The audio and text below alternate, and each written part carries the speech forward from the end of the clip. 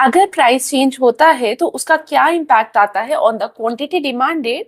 इसको समझने के लिए जो कॉन्सेप्ट हम यूज करते हैं इकोनॉमिक्स के टर्म्स में, that is known as the movement along the demand curve. आइए समझते हैं movement along the demand curve क्या है।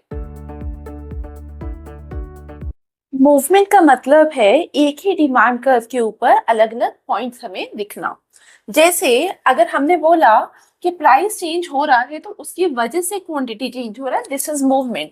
तो लेट्स से अगर हमारे पास प्राइस P1 था और उस समय हम लोग डिमांड कर रहे थे Q1 क्वांटिटी, लेकिन अगर आपका प्राइस फॉल करके P1 से P2 पे हो जाए तो आप लोग देख पा रहे हैं हमारे पास एक नया क्वांटिटी डिमांडेड के ऊपर पॉइंट है, एक नई क्वांटिटी डिमांडेड है, दैट इज Q2।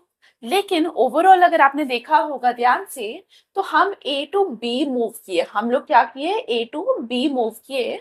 तो यहाँ पे बिकॉज प्राइस फॉल किया, प्राइस फॉल होने की वजह से हमारा जो पॉइंट था डिमांड कर्व के ऊपर वो चेंज आया, तो इसको हम कहते हैं मूवमेंट। और यहाँ पे अगर आप देखेंगे बिकॉज प्राइस फॉल किया और क्वांटिटी डिमांडेड राइज की, तो ये rise in quantity demanded due to the price fall, इसको हम बोलते हैं एक्सपेंशन। इसको हम बोलेंगे एक्सपेंशन इन डिमांड। लाइकवाइज अगर आपका प्राइस इंक्रीज कर गया होता, फॉल की वजह से इंक्रीज किया होता, P1 से P2 की जगह हम कहाँ आए होते, P1 से P3। जब आप P1 से P3 पे आते तो बिकॉज प्राइस राइज हुआ तो हमारा जो क्वांटिटी डिमांडेड था वो क्या होता, वो फॉल करता।